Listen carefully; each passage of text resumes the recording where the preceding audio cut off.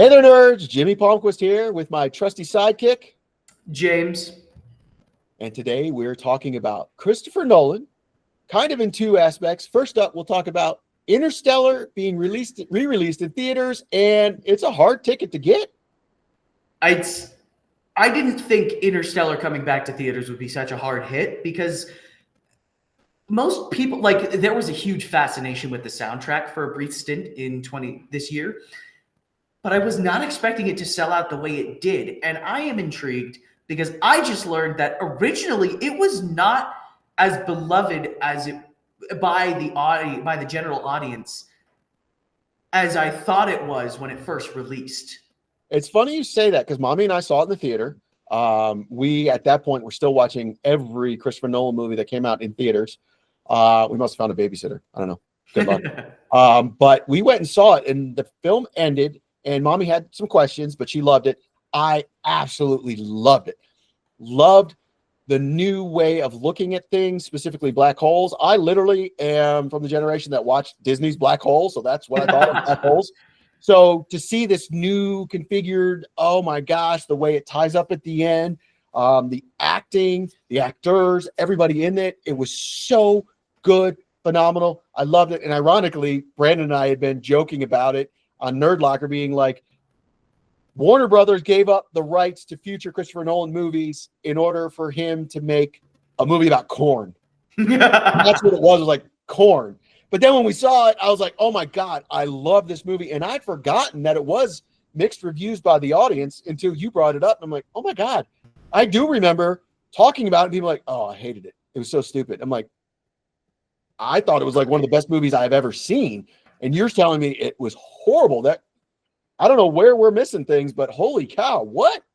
Which is hilarious to me because it eerily reflects a certain Stanley Kubrick classic, 2001: A Space Odyssey. The general audience did not care for that movie when it first came out. And of course, it's become an absolute classic as time has gone on. Same with Interstellar. And I find that happens with most space opera, is that you are given this just far-flung space concept, no matter how grounded it seems, and there will just always be this air of I don't like it with people, and that's how it goes. Interstellar is by all means one of the most beautiful films I've ever watched. It is also one of the most scientifically accurate I've ever watched, and that is just impressive. The black hole was actually like they took data from actual physicists doing calculations and rendered it, and it took them like 100 hours to do it. But it's like, it is the most accurate depiction we have of a black hole on film. And so much of it uses real world physics and is informed by real world physics. So it never feels like it's impossible. There is plausibility in this film. And what I love the most is that I have always thought to myself, like I've come up with stories, and my father can attest to this, where it's like how time travel would work. And like this idea I've always had that time travel is like accessing the fourth dimension, where you can no longer interact with physical things, but you can move through time. And that's not exactly how this movie works, but it does bring in the idea of fifth dimensional beings. And people are like, well, fifth dimensional beings, we live in the third dimension. That's wrong. We live in the fourth dimension. So common misconception. We live in 3 dimension of space-time and 1 dimension, 3 dimension of space and 1 dimension of time. Hence 4 dimensions of space-time. Sorry, I'm getting really physicsy.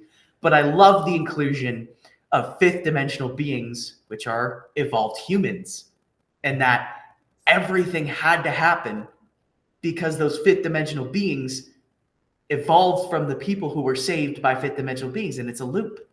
And it truly is love transcends space and time and gravity. Let me stop you there. Are you trying to hurt me? For real? No. I hate the fact that you compare 2001 and Interstellar. I hate 2001. I still hate 2001. No, I did not see it when it was released. I'm not that old. But I love the book. The book, Arthur C. Clarke, is amazing. I hate the movie. Still, I will. And everybody loves it. I hate that movie. Okay, I will absolutely agree the book is better than the movie. That'll probably get me killed in a few places. But I do think the book is infinitely better than the movie because it can explain so much that the movie misses. But I love the movie because the way the music is used and because it's for what it tries to be, it's really good. You know the only thing positive that came out of that movie? I'm scared. What? It basically influenced and made Star Wars. That's it. That's it. That is it. This is just going to be our fight. Brandon has Scarlet Spider, and you have 2001: A Space Odyssey. You know that, and I do. It's not a bad movie. I just don't like it. It is amazing special effects, especially for the time. It definitely influenced Star Wars. I just hate that story. I hate it. And yet you love the book. The book. Well, that's what I mean. They didn't do what they did in the book. They took obviously a lot of elements and they had to cut it down. But I mean, it's the same thing. It's so amazing, and I can't even the short story. I just can't stand the movie because it's not the book. No, and that's absolutely fair. But it's 2000. Interstellar is a space opera in every sense of the word. You can fight me all damn day, but it is a space opera, and that's where I think a lot of people misunderstood it. Is that they went to watch sci-fi, but they watched space opera and they didn't understand what was going on. And even if you don't like the sci-fi element or whatever, you don't like sci-fi, if you don't shed a tear when he finally comes back to Earth and sees his daughter, who's now played by Ellen Bernstein, it's like, oh my Lord, like that interaction, phenomenal. And that's literally the moment's like, no, he is the one that saved the planet. He's the one that saved all the civilization. He's the one that did this, although I'm the one that gets credit for it. It's like phenomenal. Oh my God. When he's leaving and he flips the blanket and she's not there, I was in tears. I'm like, you motherfuckers, we're not even like an hour in. And then an hour in, she's chasing his truck, yelling and screaming. It's like, oh. And then an hour in, when he gets the calls and he's crying. All the actors in this movie, like you know Matthew McConaughey. That's the one that always pops up. And then you're like, oh yeah, I forgot. Yeah, Matt Damon's in it. Okay, yeah, I forgot. Casey Affleck's in it. Oh yeah, I forgot. Ellen Bernstein in it. Oh yeah, I forgot. John Lithgow's in it. Oh yeah, that's right. Wes Bentley. Oh yeah. The voice of William Devane. Oh yeah, Michael Caine. Oh yeah, Anne Hathaway. Oh okay. And the one you hit today, I've seen this, and I've seen it rather recently, and totally didn't even recognize him. Timothy Chalamet. Oh, who's that? And Topher Grace. You missed Topher Grace. I'm like, oh my gosh, Jessica Chastain, Academy Award winner now. It's like, oh my gosh, like all these people, and you're like, holy cow, totally forgot. What the Fushnikins? Yeah. So many I also learned the Tesseract was an actual set. I thought it was CG for the longest time. That was super cool to learn that the Tesseract I remember you telling me that, and I'm like, that's impressive, but that also goes to Nolan and his I kind of say this tongue-in-cheek. He's a very film guy. Yeah. Analog, so to speak. Wants to shoot on film. Big fan of shooting on IMAX, which is nothing wrong with that. It's beautiful.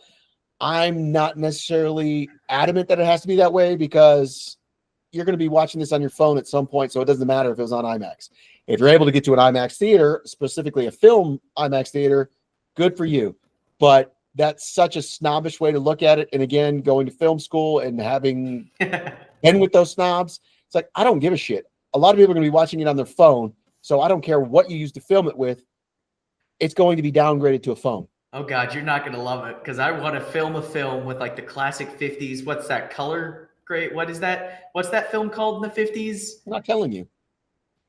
I'll look it up anyways, but I've always wanted to shoot a film with like that vibrant film. It's such a pain in the ass to film with, but I'd love to film. How would you know? Because I've like watched videos about how hard it was to film with that shit. Oh, so you never listened to me talk about it. You just went and did your own research. Oh, did you want me to credit you? Account. Did you want me to credit you? Yeah, I want the credit, damn it. Oh, I'm sorry I want to film something with actual film at least once, Dad. I understand that. And it is. I admit, I fully admit, shooting on film is beautiful. Watching film is beautiful. But my argument, and I know we're getting sidetracked here, is most of the population does not have the availability to go watch film. And to that, when you were growing up and watching films, it was degraded every single time it went through the projector. So it is not what the director wanted you to see. And depending on where you live, if you lived in LA, man, you got an amazing experience watching a very clean, crisp, properly put together film. If you grew up in Medina, Ohio, like I did, they didn't give a shit. They glued it, taped it together, threw it in the projector. That's what you got. Trust me, I know, because I worked in a movie theater. If it got caught, scratched, whatever, they just cut that part of the film out. So you missed 10 frames. 10 frames is not even quite a second of film. It's a third of a You second. add that up, you lose it. And let me tell you, when a film gets stuck in the projector and it just starts burning and it burns away, you could lose up to 30 seconds or whatever of film. So yeah, it could have been a key event or something going on. That's why I'm a big proponent of digital. Digital, you can watch anywhere. I love that you can see archived things and stuff that were on film, but I'm a big fan of digital because it opens up access to everybody, and you pretty much get to see exactly what the director wanted you to see because it's the first time. It's never degrading when it's digital. It's always the best, crispest. Granted, yes, analog is this spectrum, digital is this spectrum, so you are cutting things out, but you get to see it clean like the director wanted. Yes, and you can always add in effects to like fake film. One of my examples, I just recently saw The Holdovers. I love that because it's filmed, I believe, on film, but then they transferred it to digital, and that's the only way I would film on film is if you got the actual film and then transferred it to digital and edited in digital. Because I don't know. I just like the look. I don't know if you know that, but yes, things that are shot on film. 99%. I can't think of a major director that does edit still on film, but most everything is still transferred to digital. Okay. Edited digital, any special effects. And I'm not even talking about like CG. I'm talking about any special effects, cleanup, coloring, all that stuff. And then they will put it back on film, sent out to theaters that still have the film projector. So everything is put digital, but it is put back on film. So you do get that film feel, because there's a big difference to the feel viewing everything of a film versus seeing it digital. I fully recognize that, but for use and ease and all that, it is still edited digital. One of my favorite stories is Walter Murch, who was a great sound guy, but his editing style was he would use, if I remember correctly, 3 different film editors. That would be the Motorola, which you would stand up and watch, to the Steenbeck, which would be flatbed with the sound. And I can't remember that. Maybe he would just use a digital one too as he got older. But I just love that he would do all the processes to have the film go to film. But yes, they don't edit film wise anymore. Okay. Yeah, I would not. So cumbersome. So cumbersome. Yeah, once you cut the film, you are destroying the film in a sense because you cut it. Then you have to tape it back together. If at all you wanted to get that deleted scene back, you got to go through a huge process. It is destructive editing is what they call it. So yes, everything is cut into digital. Yeah, I'll stick to editing on digital. Okay, but back to the main point. Wow, we lost it there. But Interstellar, I was taken aback that people didn't enjoy it as much as I thought they did the first time, which the more I think about it, the more I understand. And there's nothing wrong with that. Film isn't for everybody. Everybody has their own favorite movie, and that's just how it is. I love 2001: A Space Odyssey. My father, not his cup of tea. And then we'll turn around, and it's like, I can't think of a movie that you like that I don't care for. But it's like everybody has their own taste, and it is what it is. But here's how sad it is. I like 2010 better than 2001. It's not a bad movie. I thoroughly enjoy. And it's got John Lithgow. What can I say? It does, and I love how they brought back a lot of. It's got Roy Scheider from Jaws. I love how they brought back what's his name, Dave from the first one. I love Bowman. I loved it. So I love 2010. I cannot stand 2001. I get it. Take my nerd card. Yes, I'm not the biggest Kubrick fan at all. Hey, whoa. Yeah. If you're gonna sit here and demand to have your nerd card taken, I'll sit here and say I think Citizen Kane is dumb as shit. So take my nerd card too. Yeah, you and I both agree on that one.